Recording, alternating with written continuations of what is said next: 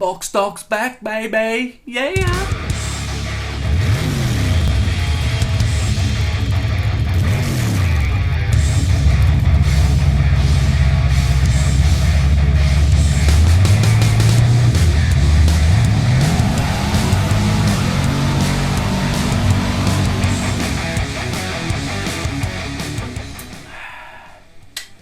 G'day mate, how's it going?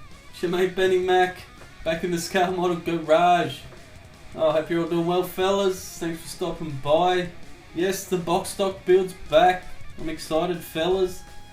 We didn't have one last year, and I was got close to the end of the year, and I was like, where was the box stock build this year? Because really in love being part of the box stock community build, fellas, and it's kind of back to my roots where I started from. Everything was box stock for Benny Mac, and it kind of made it easy. You get to the end of the instructions and that's it, you're done.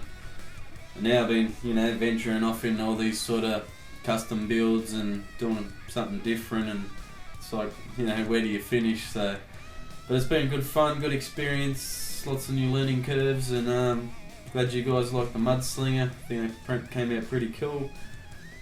Had fun doing that and using the imagination to come up with all the different weathering techniques and what I was going to add to it. So, but anyway, fellas, back to the box stock. As you guys, if you've been following the channel for a while, I like to pick a curbside kit for the box stock build. I think just not having an engine and having to worry about all those other details, it's a good starting point. That's the kind of kit that I started with when I first got in the hobby, fellas. It was the Fujimi RX-7, that was a curbside kit, no engine, and basically just helped me focus on the paint job and just getting that visual look that I wanted down pat. So that's what I'm going to do, fellas. Box stock, curbside. I might use my airbrush this time round. I like to stick in the rattle cans for the box stock build, so it's a lot more realistic for you guys if you wanted to follow along, because obviously if you're new to it, you're not going to have an airbrush and all that sort of setup ready to go to do what you want with the airbrush.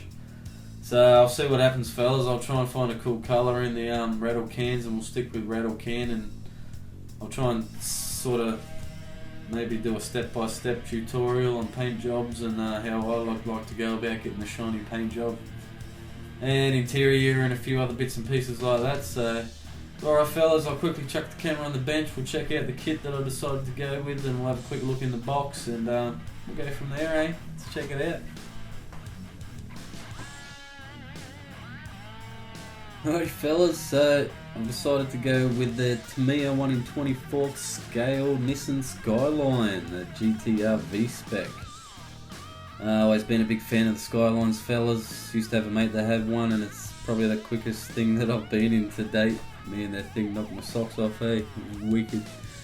So anyway, guys, these Tamiya kits are really good. Nice detail, they're well moulded, they fit together well, you don't really have too many fit issues, so I think it's a good starting point. They're a little bit more expensive than your Revels and AMTs and all your other kits to pick from, but I think the money's really well spent on these kits, guys, especially if you're starting out. You don't want the frustrations of fit issues. It's just going to turn you off the hobby. So, but anyway, guys, we'll have a quick look in the box. As you can see, everything's still in packets. I haven't started any of it.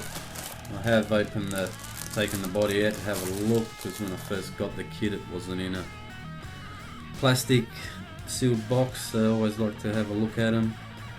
But as you can see, they're pretty nice kits, guys. I had a look at this earlier, and the only sort of mould lines, there's a tiny one here to get rid of, and just a little one on the front, but apart from that, looks pretty good. And as you can see, there's not too much to this kit. There's a little bag of clear there with your headlights and your main windscreens and all that stuff, and then there's two little skinny sprues here, guys, with most of your suspension and chassis underneath, your interior tub, and we've got your dash, your brake pads, and a couple bits and pieces again for suspension, and then we've got some pretty nice looking tyres.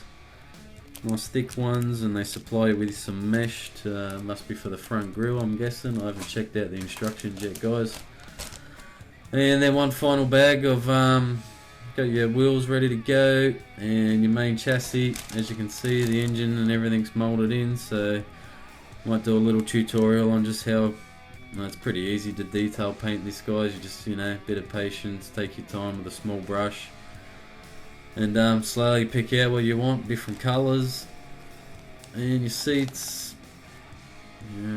exhaust, steering wheel, spoiler, intercooler, a few other little bits. And that's it, guys. The instructions, Tamiya are pretty good with the instructions. It's well set out. I won't go through all of them. But that's the kit. I've picked my friends. Looks like a pretty nice little kit. So, alright guys, well, I'm going to end it there. I might throw a few quick pictures up at the end here, just some close-ups of the kit. And yeah, really looking forward to the start of March, fellas. So I'll kick into it and get some videos going and get the box stock community for 2016 rolling off the bench. So it's probably good, man. I've been doing all these rusty, crusty builds lately, and it's been a while since I've done a nice shiny one, and just focus on that for the month. It'll be good, so hopefully it'll kick the mojo in, fellas. But thanks Cliff, mate, for putting it on. Champion effort that. I better go and edit this, fellas. It's my daughter's first day of kindergarten today, so big step for the little girl. So she seems to be enjoying herself. We had a phone call earlier from him saying she's having fun. So that's it, fellas. Thanks for stopping by. It's your mate Benny Mac saying you have yourself a good day or night, wherever you're from, mate. Catch you in the next video, eh?